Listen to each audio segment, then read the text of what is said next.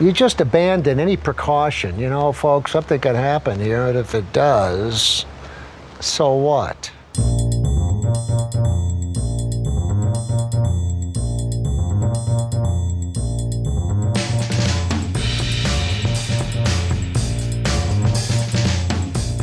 Welcome to Nathan for Us, a Nathan Fielder fan podcast. My name is Kelly. And hi, I'm Megan. And today we are covering episode 3 of The Rehearsal. This episode is called Pilot's Code. But before we get into that, we have a very special guest joining us today.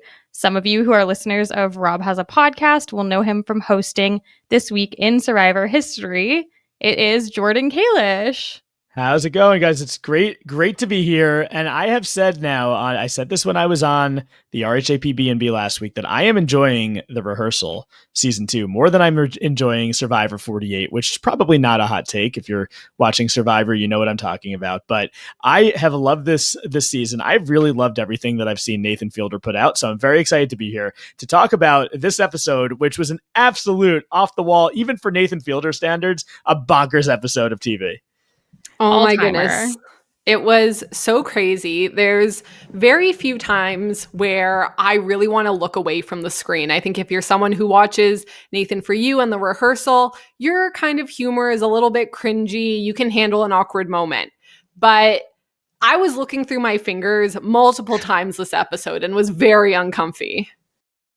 Now, were your fingers being controlled by two people holding sticks, and they were using you as a puppet? Because I saw that on TV giant puppet this week. Yes.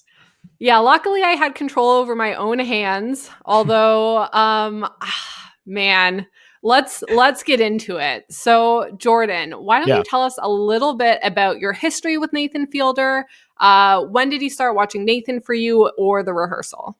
So I was late to the table. I mean, I had heard of Nathan For You before. I know I listen, and I know that you guys have podcasted with Akiva and Chester before. They always used to talk about Nathan Fielder on, like, I feel like that he came up on the Seinfeld podcast and on 32 Fans. So I always knew the concept that there was this guy that would do like these crazy business ideas, but I never knew how funny and how good the show was until I finally sit down. I was like, I should watch the show, and it far exceeded my expectations. It is one of the most unique shows I have ever seen in my life. I think the humor is right up my alley. I don't mind the cringe humor. Curb Your Enthusiasm has always been one of my favorite comedy shows, and I think there's a level of cringe humor to that too, and just uncomfortable situations that I find very funny. So Nathan For You, and we were actually talking about this before we started recording. I was thinking, when did I go through, because I binge watched all of Nathan For You within the span of a couple of weeks. And I was like, when was this?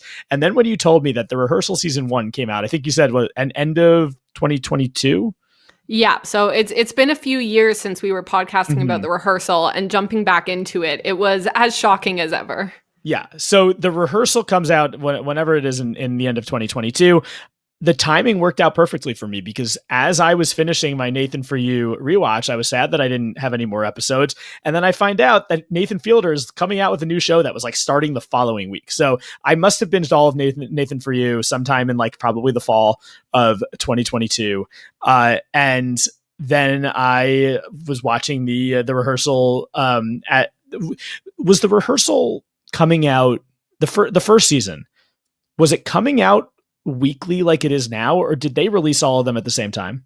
Yeah, it was also coming out week by week. Okay, so when I watched it, it wasn't when it first came out then, because I watched them all. I binge watched all of them. Oh, so wow. It must have been a couple weeks after it actually started when I watched, but it was definitely 2022. Yeah, I feel like the first season a little bit built up momentum as it went along, because I think a lot of people didn't even know that it was coming out. And then it kind of dropped and was starting to get a lot more press as the weeks went on. So that definitely makes sense that you might have jumped in after it was already over. Yeah, I don't really know like what HBO would see as like the target audience for a show like The Rehearsal. It's just like, I guess, people who like weird comedy. So I don't think it's the kind of show that they're really doing a lot of publicity for. I mean, there's been definitely more for the season 2 that I've seen, but I've also been looking for it because now I'm such a Nathan Fielder stan, even though I'm sort of I guess I'm one of these like new era Survivor fans when it comes to Nathan Fielder, where I haven't been following him for his whole career or for a long time, but in the time that I've become a fan, I've been a huge fan of his, and everything that I've seen from him has been incredible. We welcome all types of fans over here at Nathan For Us because, like, as the name suggests, Nathan is for us. So we welcome anyone who jumps in at any point. Yeah. So I'm very happy to have this cringy man in my life. Yeah, and I had one thought as well, kind of talking about Nathan For You in general. And we talked a lot last week about Nathan For You, partially because that was kind of one of the themes of the episode. But how many people who listen to our show and just generally watch The Rehearsal who have not watched Nathan For You? So I am going to put up a poll on our Instagram and on our Spotify, because apparently that's a thing we can do, to see, small sample size, but I'm very curious to find out the answer. I will say too, this will bolster my credentials. I have been to the Alligator Lounge twice now. So the real one, not the one on the soundstage in Oregon, which has then been moved to Vancouver, and I think has been moved to LA a couple times.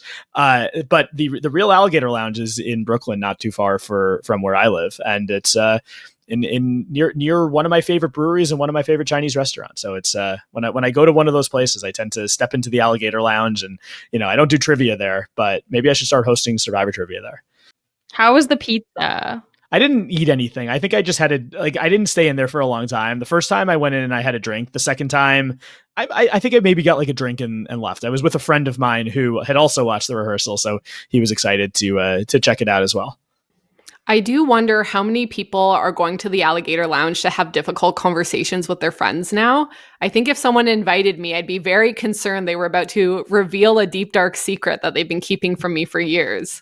Well, I didn't realize, I mean, I knew it was Brooklyn. I wasn't aware that like when I was with my friend hanging out this day, that the Alligator Lounge was so close to where we were hanging out. But then he was like, "You want to go into the Alligator Lounge?" Because he was watching the show, I was watching the show, and I definitely had that thought. I was like, Ben, what do you have to tell me? Does your friend have a master's degree? He actually dropped out of grad school, but he told me this. He didn't keep it a secret. Oh wow, what a kind and honest friend you have. I know.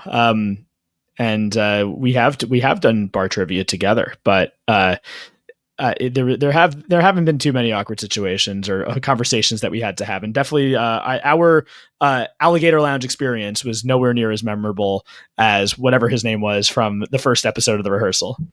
Core, yeah. Core, there we go. See, this is like if there was any sort of quiz coming about The Rehearsal, I don't know how well I'm going to do. Yeah, spoiler, in honor of Jordan Kalish coming on the show, I have made a Twish style quiz about Nathan Fielder's shows. So it's this week in Nathan Fielder history, so you can catch that at the end of the episode. Diving into this episode, we open with a TV showing footage of Obama announcing that the U.S. has killed Osama bin Laden. Nathan tells us he has become concerned with testing his experiment on pilots, and to mitigate this risk, he is going to be running some of the riskier experiments on animals.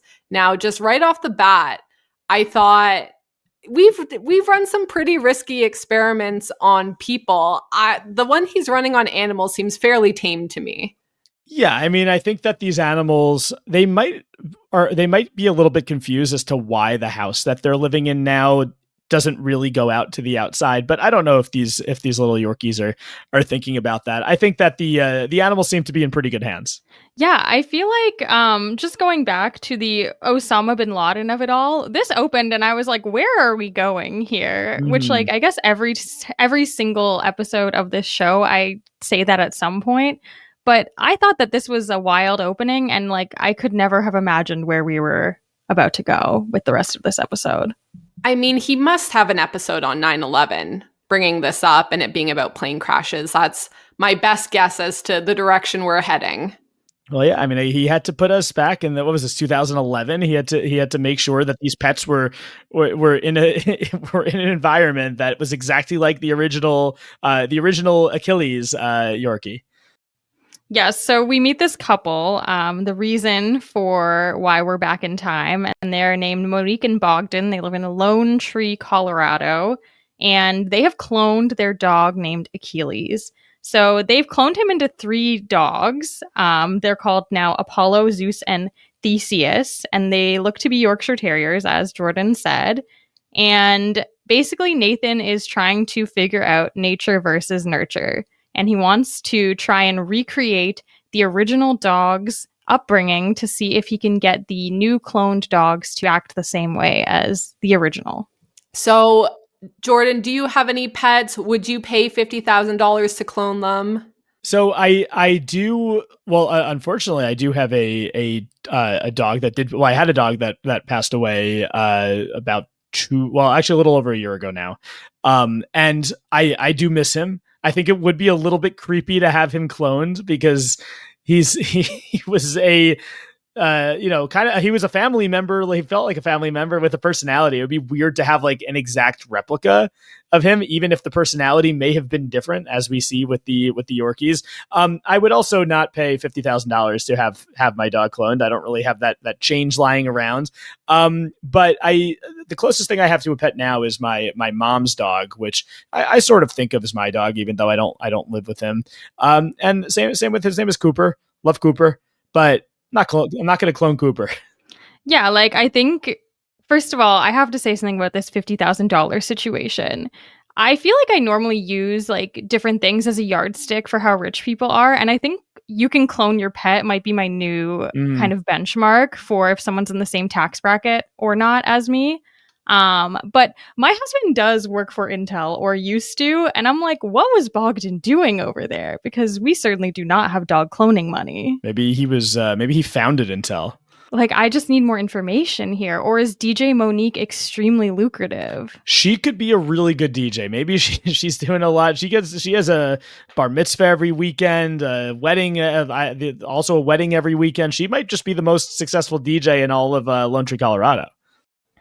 Now, I did try to Google DJ Monique, and unfortunately, there is a second DJ Monique who is very famous and seems to be taking up all of the Google slots.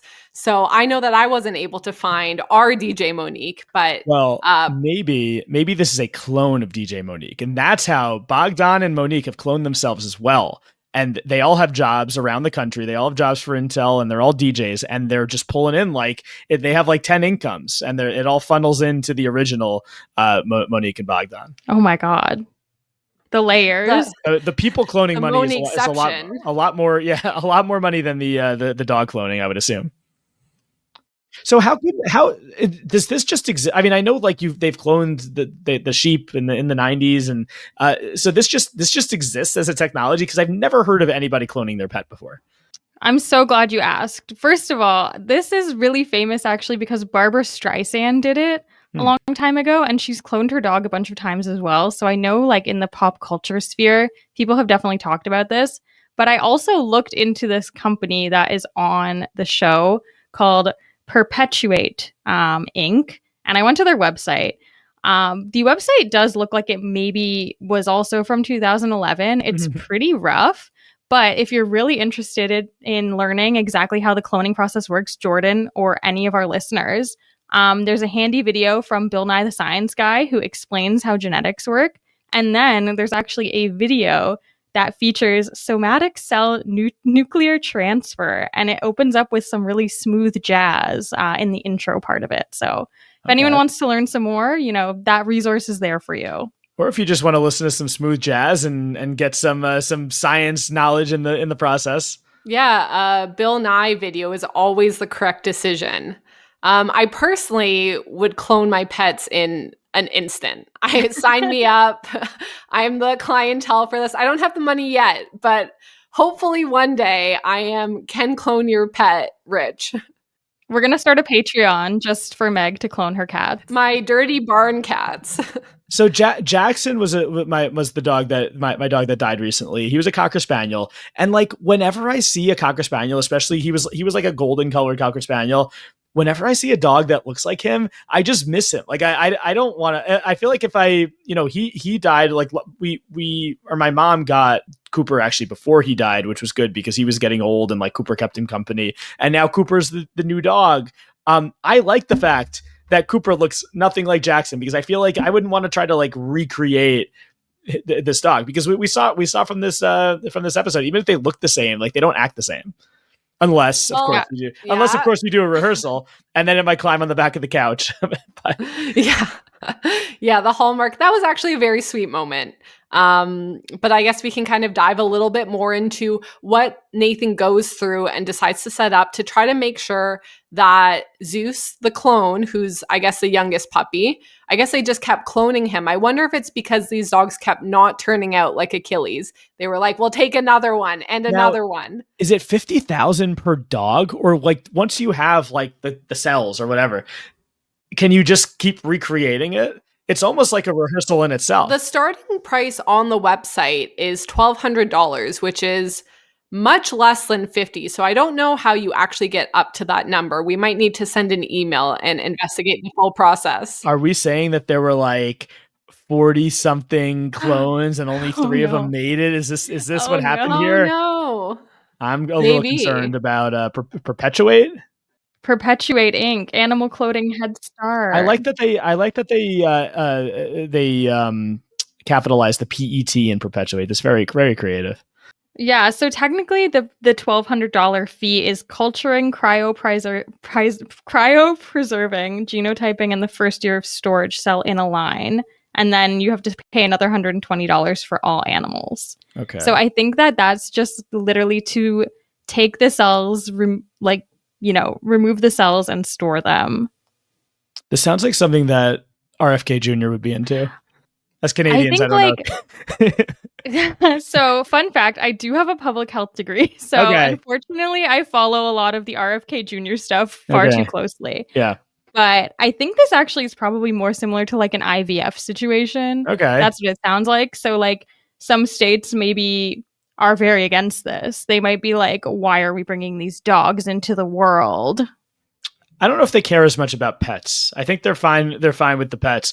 If it's I mean, IVF. Not to get political on the podcast, but I'm very on board with IVF. I don't know if I'm on board with the dog cloning.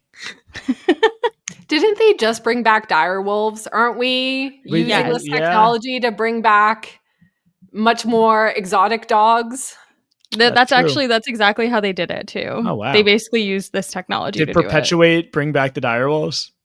Based on their website, I don't think so.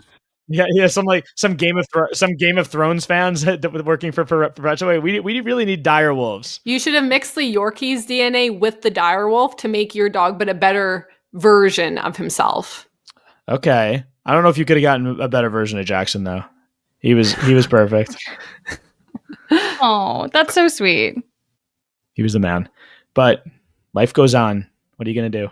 So do we want to go through all of the things that Nathan does to make sure that Zeus grows up to be like Achilles? Yes.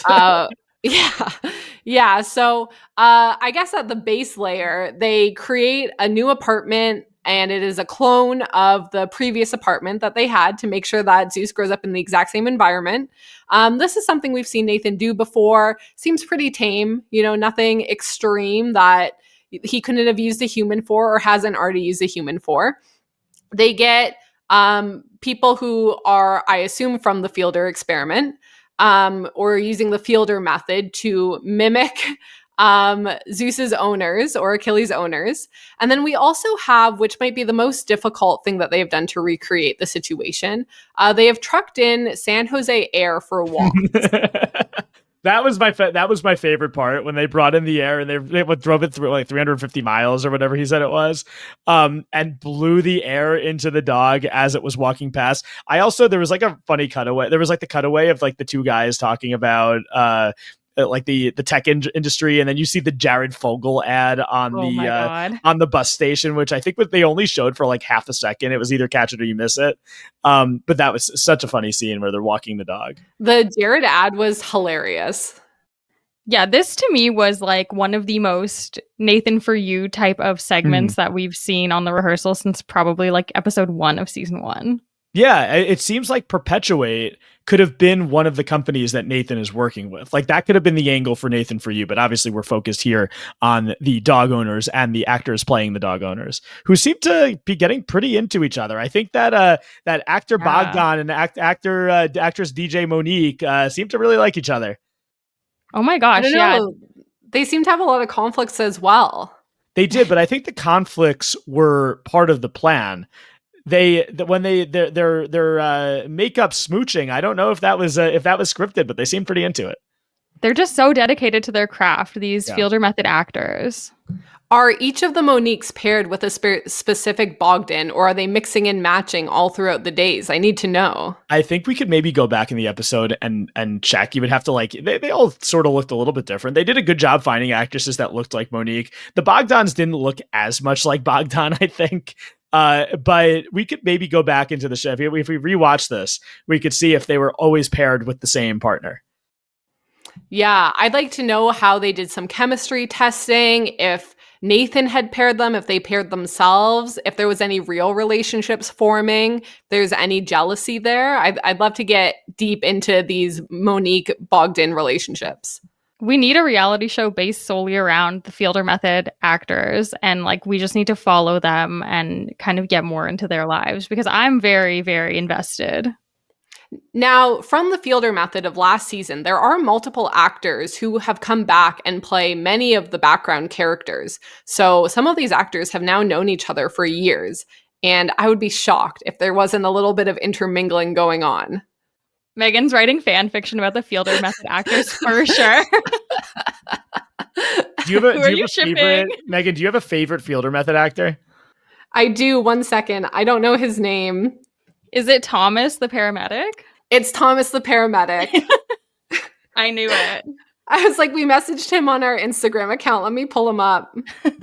Unfortunately, I believe he signed another NDA because I asked him to come on the podcast and he said that he had to wait a while. And now he's probably signed another one. Here's what you have to do. You need to get a Fielder Method actor you have to become one of their subjects.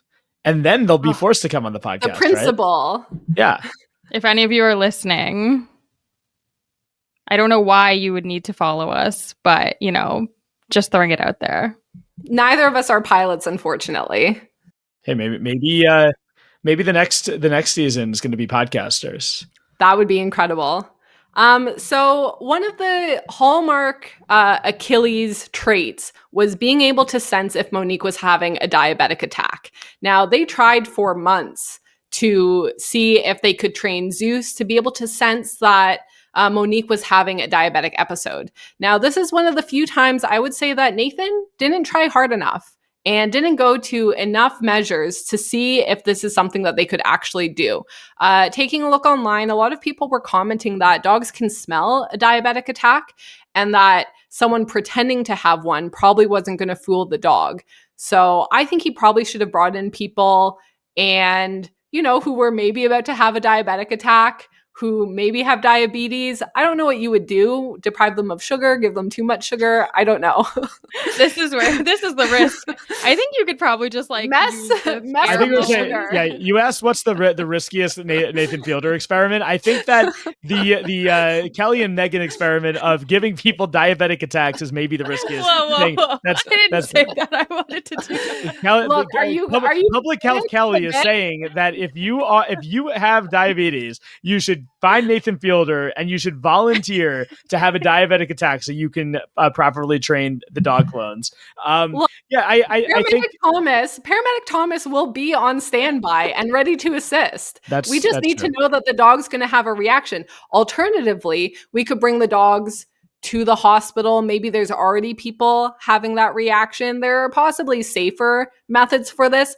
I just feel like we could have put in a little bit more effort. Maybe we didn't need to truck the air in. Maybe we needed to find some people in a medical crisis to use. You could have built a recreation of a hospital and then tricked patients into coming to the hospital thinking that it was actually some sort of like diabetes clinic. And then when they go into some sort of diabetic catastrophe, you bring in the dog and see how he reacts. But don't dogs have to be like, they have to be trained? Like okay, so I know they use dogs for this, but I think that these are like a special, like, I don't think it's just any breed, right? I think you have to be, and I don't know this for sure, but I've definitely heard of this. I've heard of dogs being used, like service dogs being used to detect a diabetic attack. But I think you would have to either train it from a very young age or it has to be a certain breed. I don't know though. I also recently lost my dog. So TikTok has been just showing me like every dog video known to man, including at the end of last year, I got the top 10 good boys of the entire world. And a bunch of them were dogs that were not trained to do specific jobs, but like one of them gave the owner CPR when he was having a heart attack. Oh, wow. One of them like pulled their owner out of a fire. One of them found bombs in the front yard, and they were like not trained to do these jobs. They just like did it. Where did they live that they found bombs in the front lawn? Or not bombs, it was like a gas leak. A gas leak. Okay. Yeah. Sorry, I'm still on the Osama bin Laden thing. Yeah. That's, so you love that. You love that guy. You're really hooked on bin Laden these days. All of your videos. Yeah, that's exactly what I said. Top 10 goodest boy. I think that bin Laden for you would not be a great idea for a TV show. No. So now that being said, Achilles was not trained. It doesn't appear that he had any special qualities or training to be able to detect this. And frankly, if we're going to spend the budget, like, let's just hire a doctor. Let's hire a dog trainer who specializes in training for this. But instead, Nathan hired 2 cats and put them in the apartment with them to train the dog, which I agree. Far more funny than hiring a dog trainer. Yeah, they were like, these 2 cats are going to teach this dog to be good. And I couldn't agree more. I think all dogs could use a cat companion. So I had a dog growing up who was a mini poodle. We never had cats in the house because my brother and me and my dad were all allergic to cats. My dog, without any assistance from cats, used to walk on the back of the couch. So I don't know if when Zeus ultimately walks on the couch that it was even because of the cats, but I want to live in the world where that is the case, where Zeus actually had at least one success in this rehearsal. That's like the shining moment of this whole experiment. Oh, yeah. This is like the crowning jewel of Zeus walked on the back of the couch. And I don't think that there was a single other success. Yeah, this was the crowning achievement of the far less memorable part of this episode. So good job, Zeus. You walked on the back of the couch. I was very proud of Zeus when he did this. But it's the crazy thing about a show like Nathan For You is that we have this whole recreation of this apartment. We're shipping in air from San Jose. We are getting Jared Fogle signs, and this is the least bonkers part of the episode. Oh, by a mile. And Nathan at some point mentions that that's the only progress they made in 4 months. I was like, what do you mean you did this for 4 months? This is Nathan's commitment to all of his different experiments is one of the greatest parts of the whole Nathan Fielder universe. And did these actors live with Zeus for 4 months? I think they did. But like, look, they're getting paid, right? I guess like for them, it's an easy job.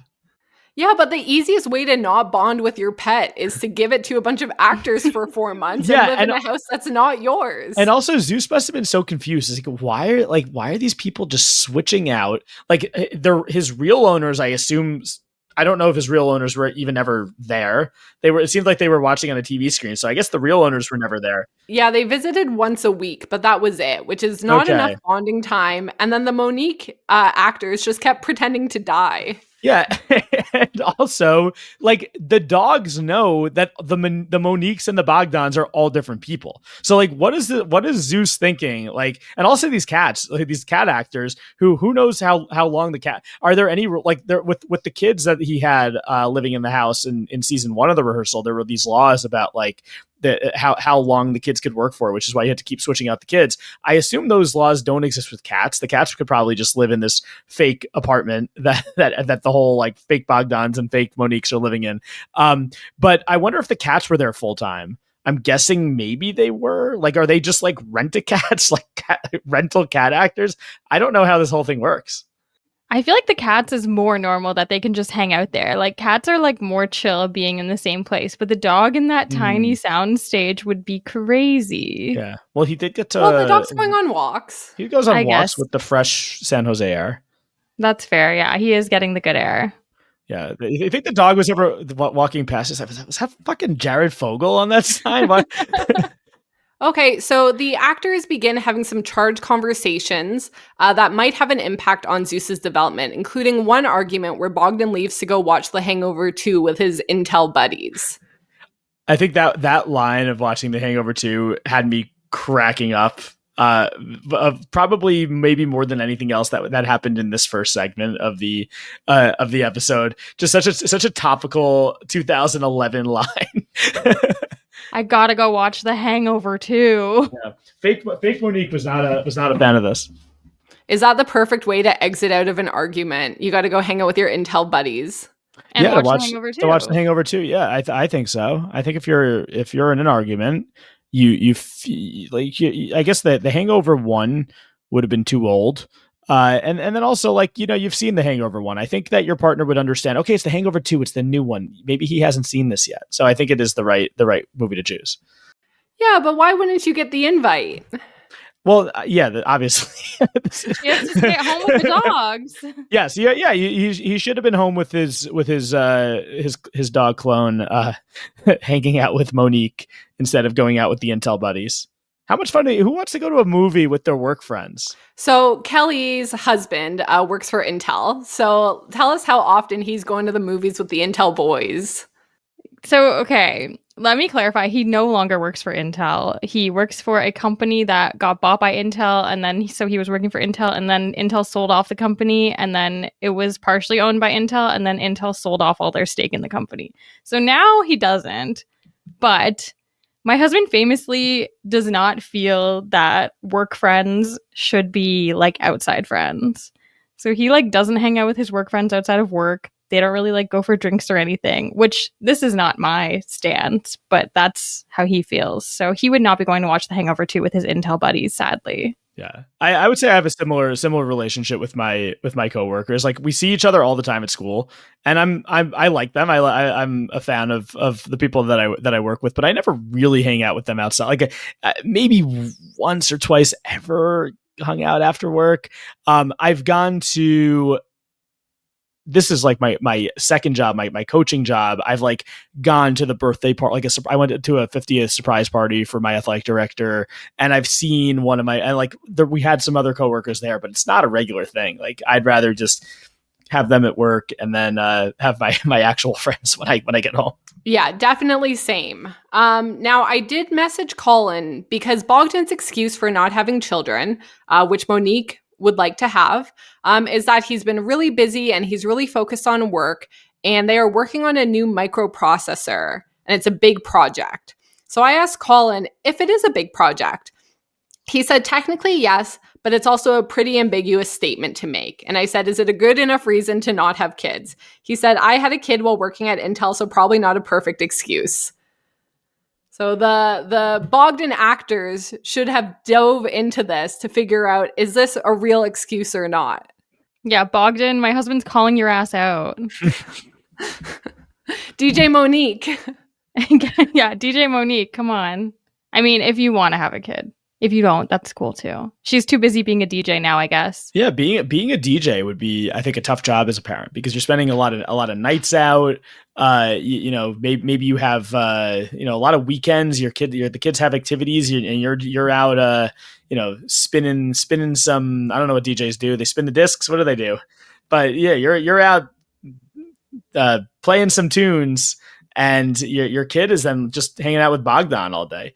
I do think a baby, though, like I think Bogdan would be good with a baby because they would have the same haircut, and I think that the baby would absolutely like latch onto Bogdan and say, "This is my dad. This is we look not latch.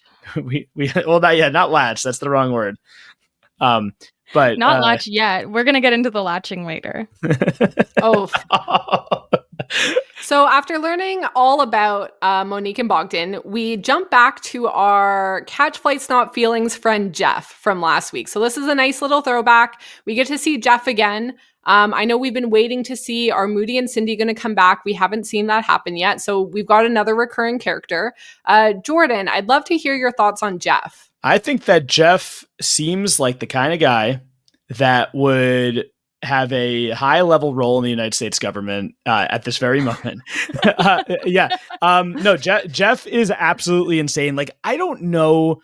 Do you think that this is like that Jeff is real? I kind of think like he knows he's on a TV show. Is he playing a character here? Because I guess there are people like this, but he is like such a caricature of a horrible, horrible human being that's a pilot. Like, if he's really like a pilot who's saying these things and not an actor, isn't he just going to get fired when this airs? Like, does Jeff have a job still? He definitely shouldn't if he's a real pilot. So Jeff, I don't know if he's still a pilot. He's definitely an influencer. And I've personally done a pretty deep dive on his personal YouTube page, his Instagram account, and it seems to check out. His personality seems to be the same across the board from far before he went on Nathan For You. So I'm sure that, on the Rehearsal. So what about you guys? I mean, what's like? Are you guys big Jeff fans? Are you Oh God. I think if I was around Jeff, I would be covering my drink for sure. And I think that, as discussed, I think that Jeff definitely needs to be taken down a peg. We did receive a message from somebody who was on the Rehearsal who implied that they also are not a Jeff fan. So Jeff is a real person. This is insane. We do have insider information that on the show, he's seemingly not playing a character. Well, that's very, very disturbing, and I hope that he. I would not want Jeff as my pilot. He needs to be on a one man ship to like Newark Airport or something. I feel like we need to know what his playlist is like. Then we can determine, because maybe he's also like a big Evanescence stan, and then my opinion of him as a pilot changes greatly. Yeah, he's going to be on a flight that goes wrong. There's going to be some sort of plane crash, and it's going to be like, oh, he went quiet for 28 minutes, which is exactly how long the latest Andrew Tate podcast was. Oh no. Maybe he can fly the plane to going to like Temptation Island or like one of those shows. Like, that seems like a vibe that he would give. Like, he's jetting everyone out to Too Hot to Handle. I could see absolutely. Yeah, that would be an incredible role for him, actually. And if he isn't vying for that, he probably should be. So Nathan learns that Jeff still seems to have no idea why he's been banned from every dating site that exists. Jeff reveals a little bit more information, and we learn that he's probably transphobic. And that Nathan's thinking that, there's a lot of pilots who are creating a hostile environment. And he looks to find a pilot who didn't, which is where we meet Sully Sullensberger, who safely landed a plane in the Hudson's River after it was struck by birds. Yes, Sully is a legend. I was talking to you guys earlier today. Sully is a New York legend, especially because the Hudson River runs on the western side of Manhattan, all the way up through the Bronx, through Westchester County, all the way to upstate New York. The Hudson River is a big deal, and the Sully flight that went into the Hudson, it was a huge story here in New York. I was telling you that the bird strike essentially happened right above where I live, and where they turned around. Like, I live like basically right off the Hudson River in the Bronx, and where he turned around is like over my house. Like, if you look at the flight plan, I didn't live at the building at the time, but Sully's plane went over where I live, and wound up in the Hudson. It was one of the incredible stories. I remember at the time thinking that they should do, and this is how far back this was, they should do a Celebrity Apprentice heroes versus villains. Because again, this is like isn't this like right after when was the Sully crash? I think it was 2009. Oh, okay. So 2009, right before Survivor Heroes versus Villains, I remember thinking that like when the Celebrity Apprentice was in its heyday, wouldn't it be great if they had a Heroes versus Villains? Sully would be like the number one hero that they should put on that show. Now I don't think we need to have any more Celebrity Apprentice. I kind of wish that maybe the old host of the Celebrity Apprentice would go back to just doing TV, or maybe he could go on the plane with Jeff. And then they probably have a lot to talk about, honestly. Yeah, I think so. I think he'd like be nominated to his cabinet. Maybe he should be flying Air Force One. I honestly co-sign this. Yeah, so Sully, obviously a legend, obviously a hero. I am also curious, there is a movie all about Sully starring Tom Hanks. Do we think that Tom Hanks utilized any of the Fielder method to get into the headspace of Sully? I think Tom Hanks plays Tom Hanks in every movie that he's in, which is, I think, the opposite of the Fielder method, right? The Fielder method, you become the character. I think when Tom Hanks is in a movie, and this is not anti-Tom Hanks, I just think that every movie Tom Hanks is in, the character is just Tom Hanks.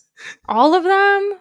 A lot. I mean, yeah, I think so. Maybe like, okay, Forrest Gump is a little different, but it's still Tom. I mean, to me, Tom Hanks seems very, very similar in every movie that he's in. And I don't think it's a bad thing. I think the same thing about Denzel Washington, who's one of my favorite actors. I want Denzel just to be Denzel. That's fair. I feel like that's kind of The Rock, too. Oh, yeah, for sure. A lot of these guys, they really should be going in and begging Nathan to train them. Yeah, I want them to delve more into their characters. I think that Nathan Fielder is a visionary in the acting world, and I think that more A-list actors should be using the Fielder method. Yeah, and I think essentially, which is essentially stalking, by the way. But I was gonna say we can use what he does next to prove out this point. Well, actually, just before we get to that, I was shocked that Sully wasn't actually on this episode. Yeah, we see Nathan follow people all the time who are not aware of it. And the fact that he has HBO's budget and he's trying to recreate this specific person's life.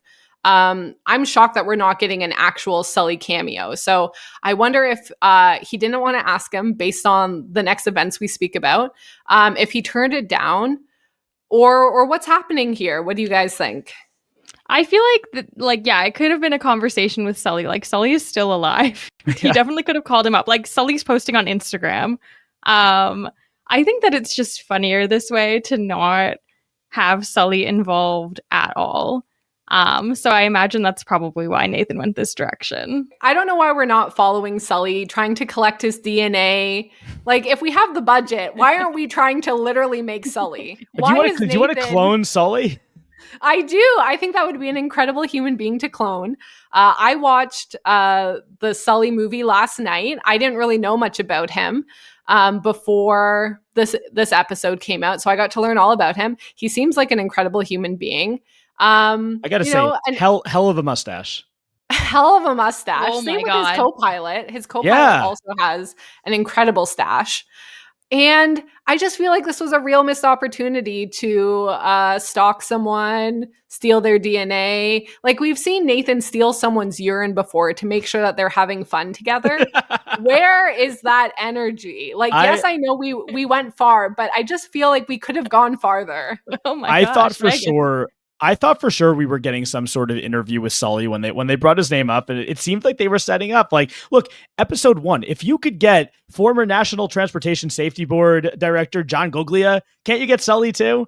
I think that Exactly. Sully, it would have been fun to have Sully here. I would like to see Sully's reaction. I'm sure Sully knows about this Nathan For You episode at this point. I would love to see what Sully's reaction is to Nathan Fielder. If he has any sense of humor, he's a big fan of it. If not, he might be kind of freaked out at this point. He might be horrified. But yeah, I do think there should have been a little, like, not dangerous, but a little stalking of Sully would have been nice. Come on, just a little stalking is all I ask. Like, show me you're committed to the bit. Yeah. I am also wondering, like, how has no one released an interview with Sully? I've been waiting for it to drop, like, since the episode came out, and nothing has, which is so upsetting. Where is Sully? I haven't heard anything from Sully in the last, like, 10 years. I don't know, Kelly, but like, where are the journalists? Kelly, we also messaged Sully, just so you know. You messaged Sully? How did you find Sully? He's on Sully's Instagram. on Instagram. Really? He has not acknowledged the message. Does he follow Evanescence on Instagram? Man, he does not. He only follows 52 people, and Nathan Fielder is unfortunately not one of them. Well, I'm following Sully now. Yeah, everyone should probably He go and shaved follow the mustache. How do you shave the mustache if you're, he's probably getting recognized too much in person. Because no one's recognizing Sully without the mustache. Like, I'm looking at him right now. He could basically be anybody. And on his most recent post, you'll see that some of the comments are asking about the rehearsal. So I'm sure he knows about it. I don't know how you don't go and watch it if multiple people are messaging you about this. Someone is looking into it. And if they didn't give permission, I don't know if you need permission to recreate someone's childhood if you published a book and all the information's out there. You know who Sully looks like without the mustache? He looks like the Bill Gates impersonator from Nathan For You. Oh my gosh. A classic Nathan For You character. When I was in my garage making the computers. Why isn't he involved? How much money would you need to pay this man to get him on this show? Like, they could have done it. Yeah, we need Sully. So, yeah, Sully, it looks like Sully has grandchildren. Oh, yeah, we could have easily, like, we're basically cyber-stalking Sully right now on this podcast, and we don't have the HBO budget behind us. Or Paramount Plus. Could we not take in one of his grandchildren and raised him to be Sully? Put him in a plane crash, see if he survives? That's the move.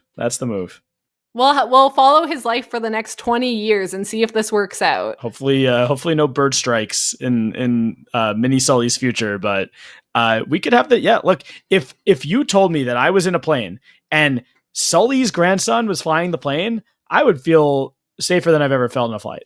Sully's grandson is there, and like Amy Lee of Evanescence is the co-pilot. She's just gonna softly sing "Bring Me to Life" the whole time. Perfect. It's absolutely perfect. If Sully or Nathan offered you some of his grandson's pee, would you drink it? I would not drink Sully's grandson's pee. I am not a California gas station employee. Is that who did that? Yeah. Yes. See, I might do well on the quiz. We'll see. Again, Nathan, what are we doing here? Why aren't you at least asking for a vial? Like, just ask for a little sip. Come on. I mean, Nathan did get a big sip of something in this episode. Oh my gosh. So for the first time, I think ever, Nathan warns us that this is going to be weird, which I don't believe he's done before.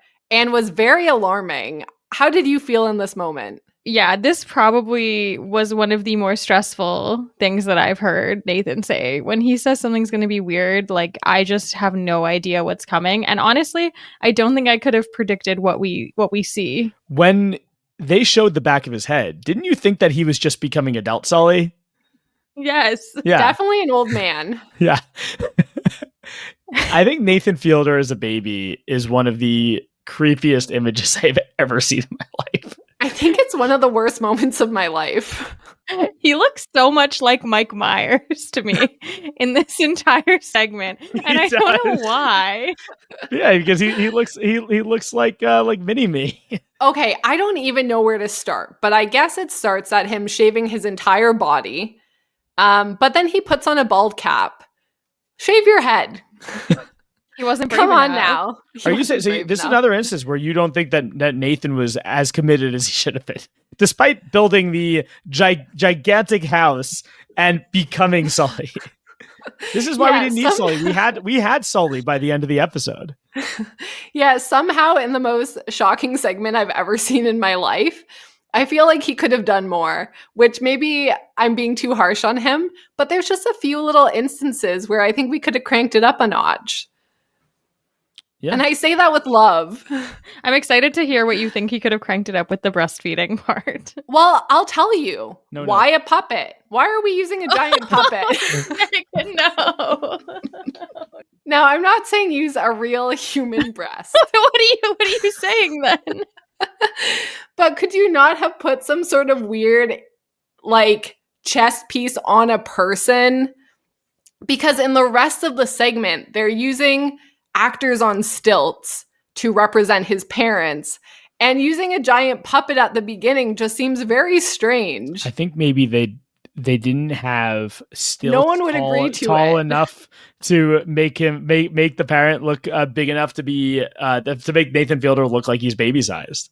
I think that was the issue. I think you needed a life-size puppet, or not a life-size, a bigger than life-size puppet. The scale of the boob would be so huge. Like, you would need a fake boob as big as Nathan's head. So I think that you don't, like, there's no person big enough to, like, wear two fake yitties that are, like, the size of a human man's head.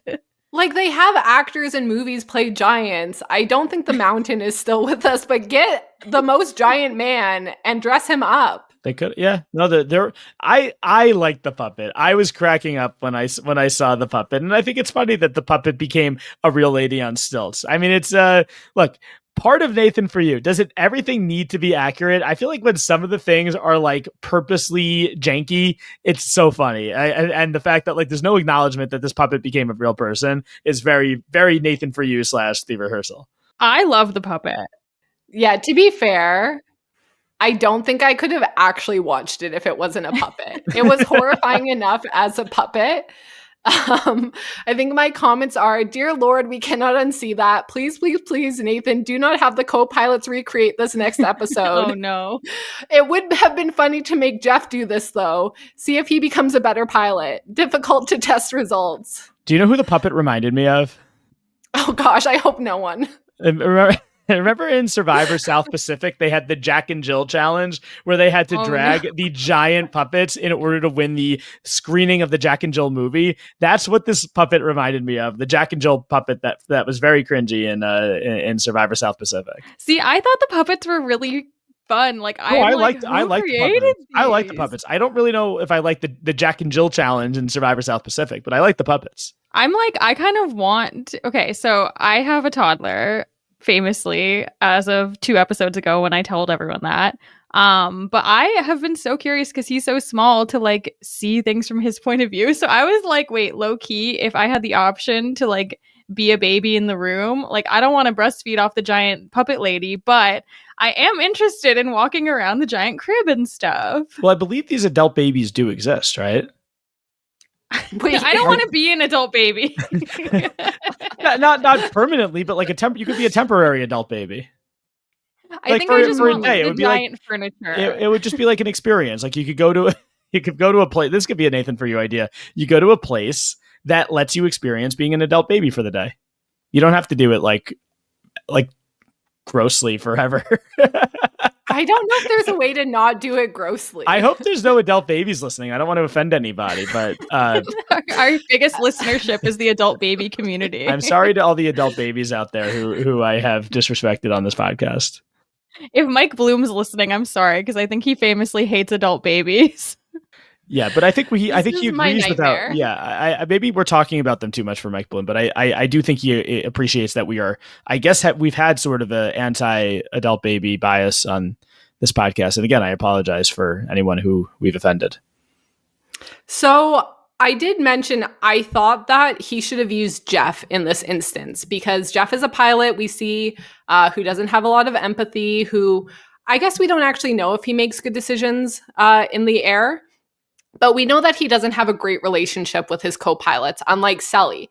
So I was hoping that we could have had Jeff go through this experience and then be able to check afterwards if he has a better relationship with a co-pilot in the flight simulation. Jeff might have liked the breastfeeding part, actually. I don't know. Sign me up. I think having Nathan in this role was the right decision. Like, I don't know if we first of all need to see more Jeff. And second of all, like Jeff is not a professional comedian. I don't think it would have landed as I mean, and again, not to use a pilot pun here, but it wouldn't have landed as well as Nathan doing it, I think. Oh my goodness, you didn't know that Jeff has posted a full stand-up set on his YouTube channel? I did not know this. In all cases, would much prefer to have Nathan Fielder on my screen than Jeff. So that is a much better outcome for us. Even baby Nathan, like what if you had, okay, would you rather watch 24 hours of baby Nathan or 1 hour of Jeff doing stand-up? Oh, truly the worst thing I've ever been asked in my life.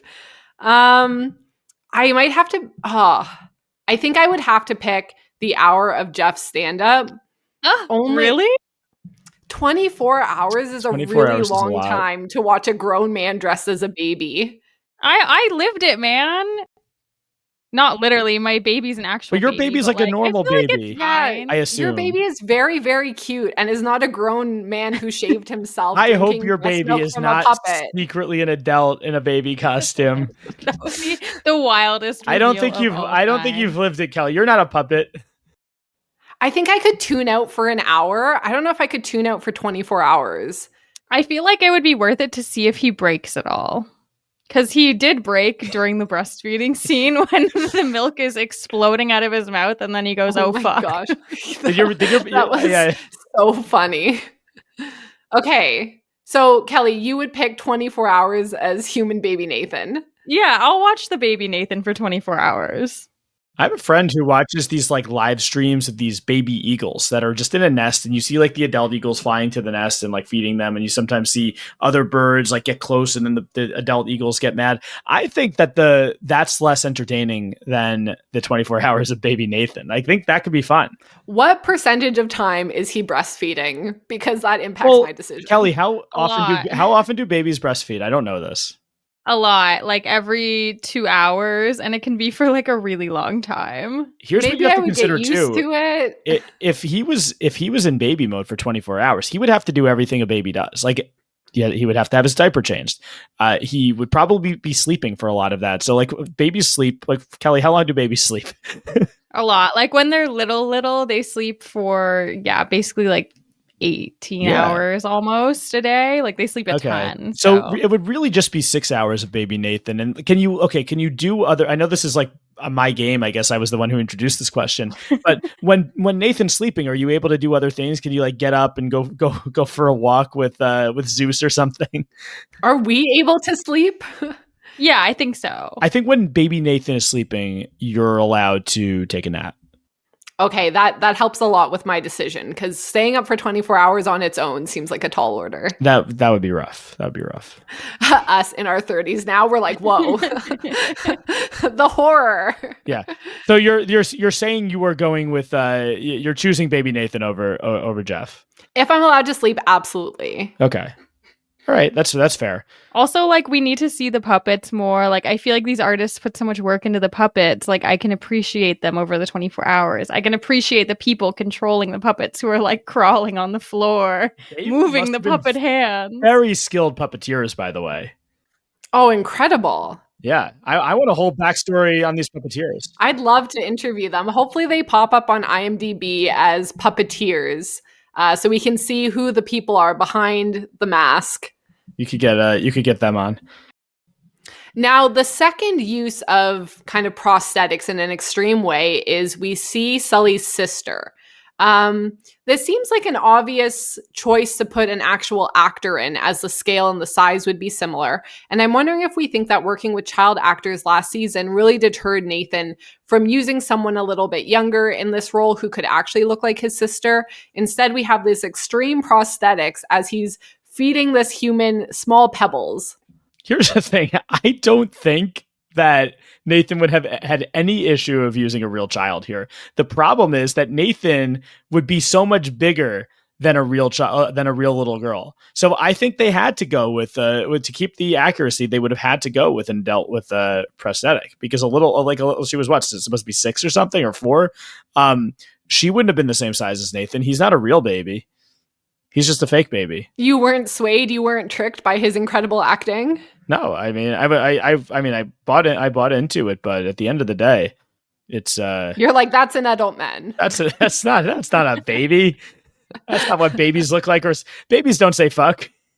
Yeah, the family photo of the mom and dad on stilts, Nathan as a baby, and the sister So shocking, so horrifying. This could literally be a horror movie. Like, this entire situation with the people on the stilts and the prosthetics, like, it is so scary. Did you the church scene was fun too. Oh my gosh. And that was at least Nathan. Nathan is now back to like regular size. Nathan is like the right scale, because a 16-year-old can be obviously Nathan Fielder height.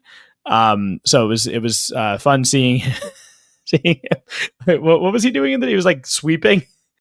He was cleaning up. Yes. Talking to his first crush, who learn about. Carol from church, who's also very timid. They have pretty short conversations that aren't very in-depth, but we learn that Sully is at the church to earn money to become a pilot. And then he invites Carol to go on a flight with him, which is an incredible first date, isn't it? I feel like I would be so scared. He was 17, right? Yes. Did he say he was 17s could just fly planes?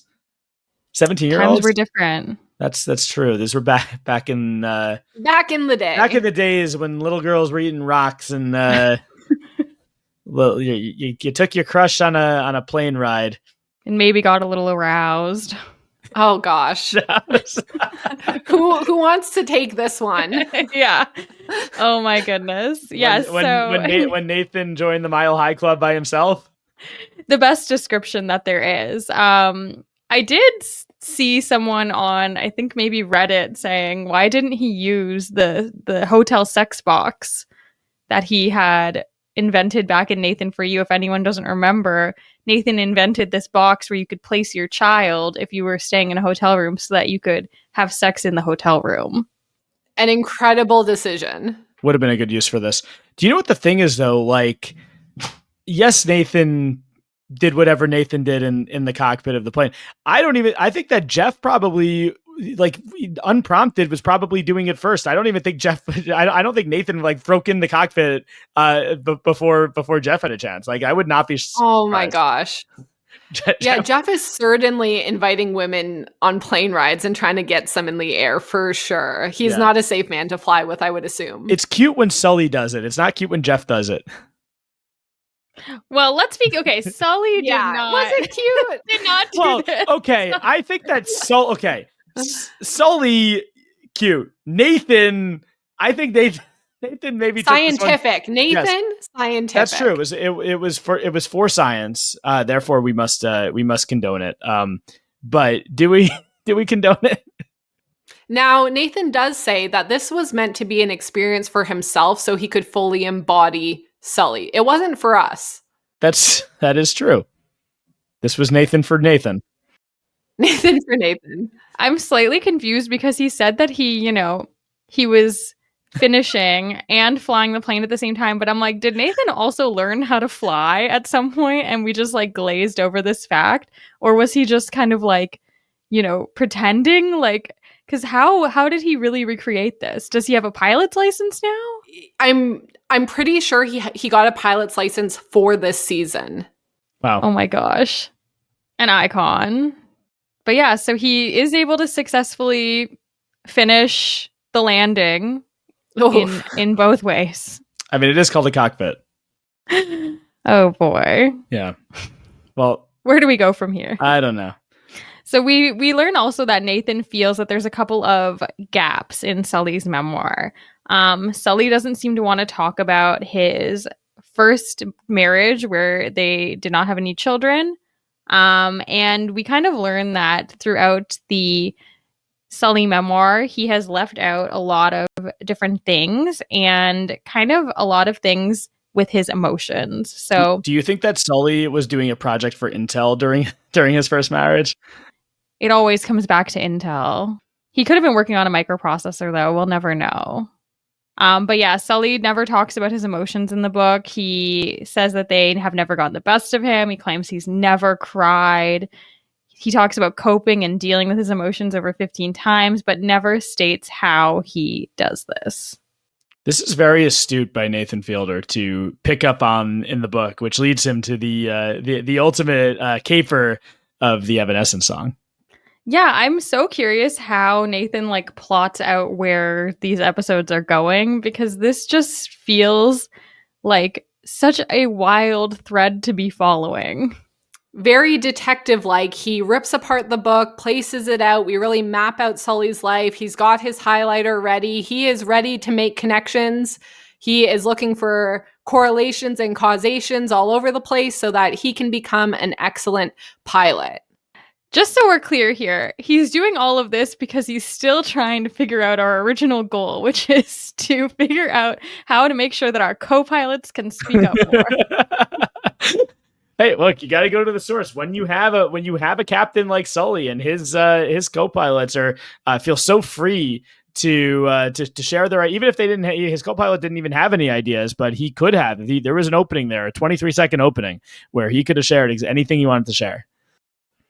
And we see and we learn through Sully's book that it's very difficult for pilots to share their feelings. We see him speak often about how to cope. And when Nathan interviewed many other pilots, they learned that because of the FAA, they could have their pilot's license revoked and their medical certificates, which would leave them grounded. So it is a very risky choice to come forward if you're experiencing any anxiety. And when Nathan was looking for co-pilots and pilots to film this season of the rehearsal, he found that a lot of these pilots wanted to talk to him, wanted to share, and we even get a montage of all these different people sharing really deep, intimate moments of their life. Maybe they just need a friend to talk to. Yeah, I mean, good on Nathan being the official pilot therapist. Yeah, I mean, I guess if this is the trend, Nathan is doing a service for all these guys. He's opened a bar for them. He's their barman. He's their friend. He's their therapist. He is their trainer. Like I really think that all these pilots are going to be better pilots and better people after this experience with Nathan. Now, do we think that the Canadian Idol screeners were actually the people interviewing the pilots for this? I could see it. I could see it. It all comes back to Canadian Idol. Did you guys ever watch Canadian Idol? A little bit. Definitely American Idol more, though. Yeah, definitely. Yeah, I feel like American Idol. I feel like Canadian Idol came out too far after the American Idol craze for me. It was like a little too delayed. But we did get Carly Rae Jepsen from Canadian Idol, so you're welcome to the world. I didn't know that. Yeah. I knew she was Canadian. I didn't know that she was from Canadian Idol. Yes, by far the most popular Canadian Idol contestant. Did she win? No, I believe she came second. That happened. I feel like that happens in real America or in American Idol. Real America. Whoa, real American Idol. I feel like the winners often don't get that popular, but you get like the second through like fourth placers, or sometimes the bigger stars. The co-pilots are the stars. Exactly. Yeah. Not that Canadian Idol isn't real. Now knowing that Nathan Fielder is involved, it makes me want to watch more. I want to actually watch the behind the scenes documentary of Canadian Idol and see how Nathan dealt with the contestants. Yeah, does Canadian Idol need a podcast? Probably not, but maybe. So we find out that Nathan has set up a few scenarios to see how Sully might have coped with all of these, different stressors in his life that he writes about in the book in a very vague way. So he sees a tempting time with a therapist. There's some people doing drugs in that back pilot room before the flight. And Nathan, as Sully, is seemingly going to narc on these people. Yeah, this is where we get the name of the episode, Pilot's Code. Yeah, he declares quite proudly that his only code is safety, which, Nathan going through that whole experience of him growing up, even though he doesn't know that Sully said those words, he now has embodied him so much that he can anticipate what he would have said. I think that Nathan knows Sully just as well as Sully knows Sully, maybe even better. I think that sometimes you don't know yourself as well as the people that are observing you and potentially stalking you.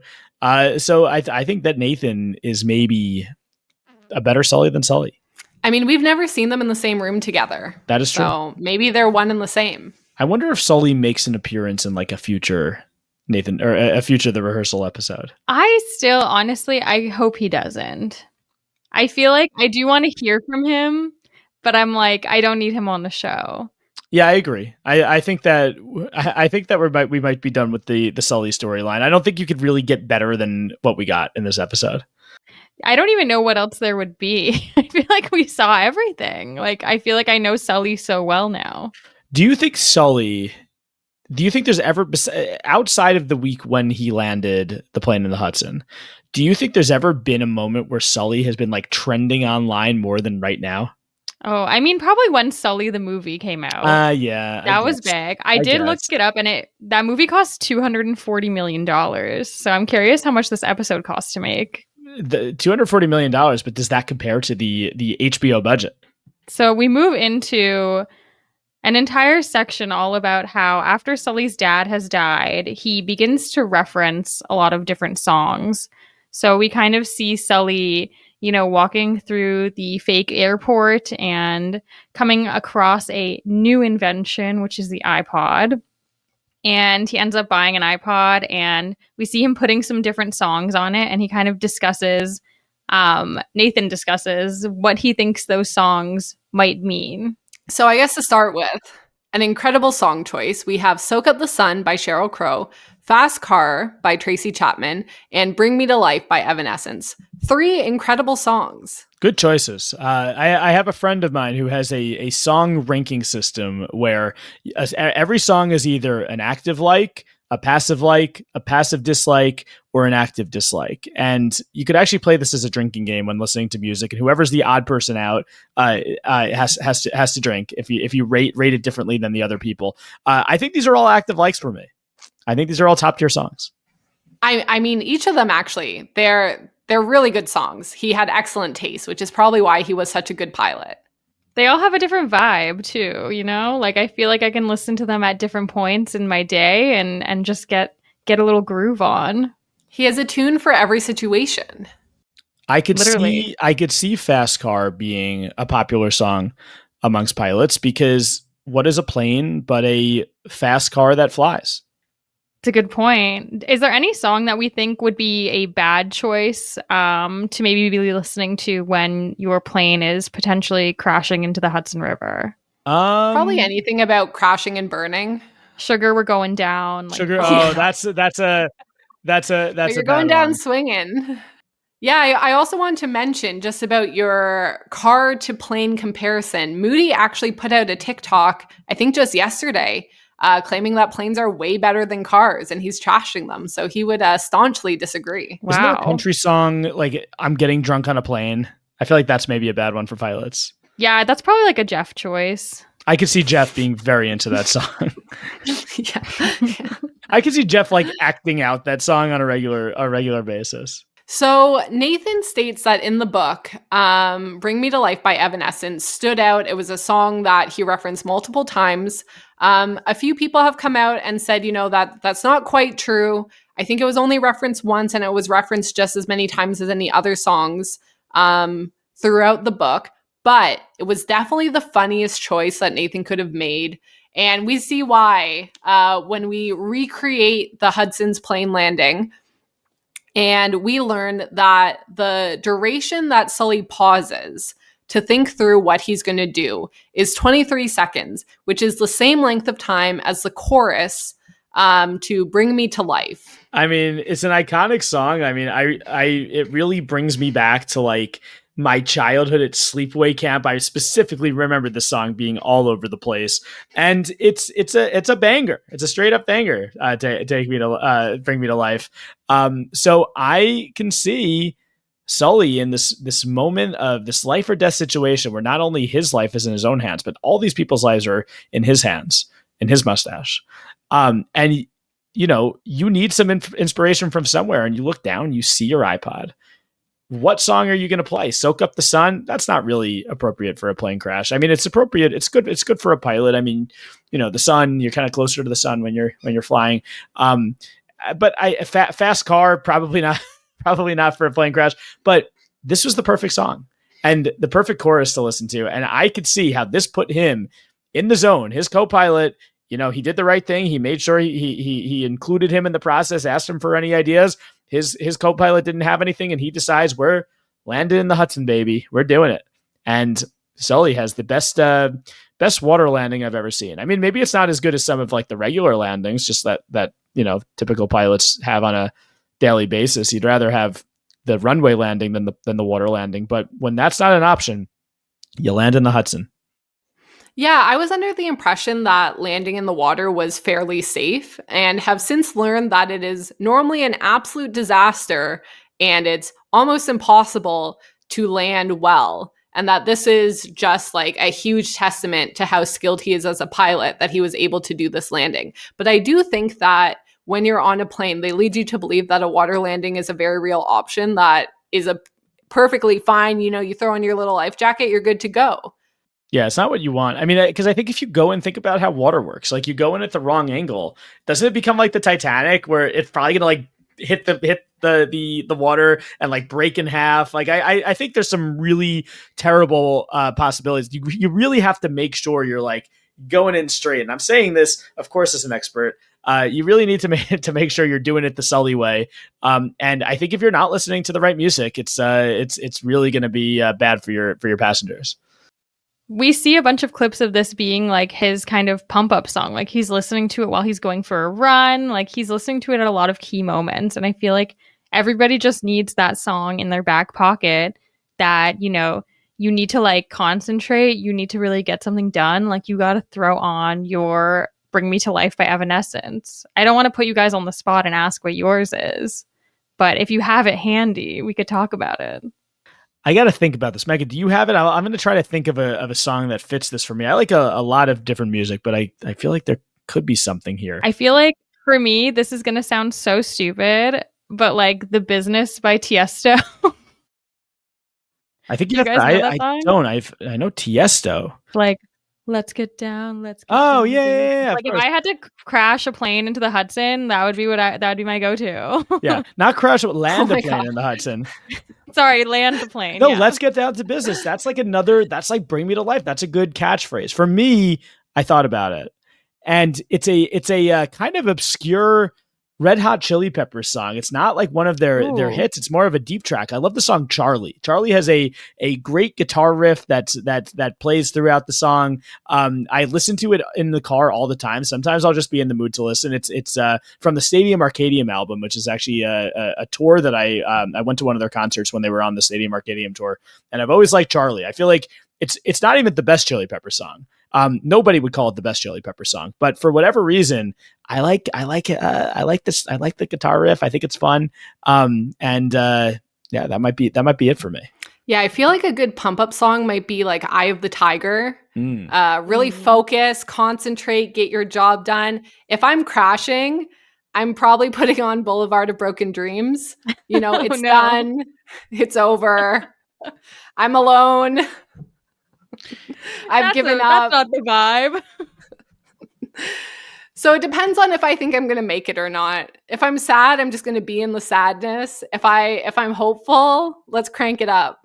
I was on a plane recently. This is where the guy sitting next to me, I was in a middle seat, so that's already a bad situation. But we're on the runway, about to take off. We were actually on the runway a little bit longer than we expected to be. Not like a crazy amount of time, but the guy next to me is on freaking speakerphone, no headphones, on two different phones. And if I'm ever in a plane crash and someone is playing their music out loud, I am going to go apeshit. There's no consequence, right? The plane is going down.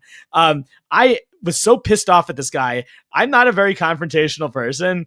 But I was like, at one point, I was like, do you have headphones? Like, I really, like, I turned around, I got almost went like, full Karen on this dude. And finally he like stopped talking, but then he didn't have headphones. He's like, no, I don't have headphones. And I was like, well, you shouldn't be on speakerphone on a plane. And the people around me were pretty supportive. Yeah, I was actually on a plane with that exact situation, not two phones. And the person was far enough away that it would have really been a stretch. I'd have had to yell across the plane. But that's how loud this person was. Again, phone out, fully on speakerphone, playing it over and over again, chatting with people when we were waiting, watching videos. I couldn't imagine two phones, and I thought that I was really upset about the one. Yeah, I really got to the point where I was like very clearly like cursing under my breath, and I was trying to make it like known before actually saying something to him that I was very annoyed. And like the guy sitting, he's in the aisle seat. The guy on the aisle seat, the other aisle seat next to me, is like giving him dirty looks. And I see people are like around our seats are like very pissed off. And like finally, I was like, I have to say something. I can't not say something. I can't wait for these other people to say something. We're in Colorado. I'm like the one New Yorker here. I need to be the confrontational one. So yeah, luckily it didn't cause any sort of like real fight. I was like, is this going to turn into one of those videos that you see on Twitter or on Blue Sky? And no, it didn't. He sort of got quiet, but then he also like snored a little bit. I woke him up once because he was snoring. Like I was like, I'm not. Oh my gosh, this guy's an asshole. Very, very this bad. Sounds like a nightmare. Oh, he was. Yeah, the most of the flight ended up being fine. It was really more the runway, and like the snoring was at the very beginning of the flight. I think once I woke him up, he didn't go back to sleep, which was good. But yeah, it was not my the flight to Colorado. This is we're off on a big tangent here. The flight to Colorado was great. No, I was in the aisle seat. Nobody in the middle seat. It was the one open seat on the plane. Someone must have missed. Someone must have missed the flight. And as they're saying like they're closing the doors, you could tell no one's getting back on the plane. I look at the woman who's sitting on the aisle seat. We both look at each other and like we know the situation. This is going to be the best flight ever. So much legroom, incredible experience. And then on the fun, and then I got what was coming to me, I guess, on the way home with this asshole with his phones, his two phones. And no headphones. He had two phones. If he just had the phone and headphones, that would have been fine. Maybe he was tracking someone for Nathan. Maybe this was a fielder method actor. He could have been a fielder actor. And then if he is, I guess I give him a pass because it's worth it for the entertainment. Now, did you have to bump into this person in line going through TSA and checking out? No, this is a domestic flight, and I did not see him once I left the plane. I will never see him again, and if I do, and he's on my flight, I am changing my seat. Oh my gosh, yeah, my absolute nightmare. But it was like FaceTime on two phones, and it was like I think that this guy was like. He had there was like two women that he was talking to. I think one was like the mistress. I think one's the mistress, or maybe they're both the mistress. I don't know. I have a very low opinion of this guy, so I could very easily see him being unfaithful. Oh my goodness. Yeah, I've maybe created more of a villain narrative for this guy, but no, he deserves it. Well, at least you didn't crash. Yeah, that is true. That would have been bad. I really would have given this guy the business if we were crashing, though. I would have been like, you know what? I know you're not going to end up on another flight, but this is not. We're living in a society here.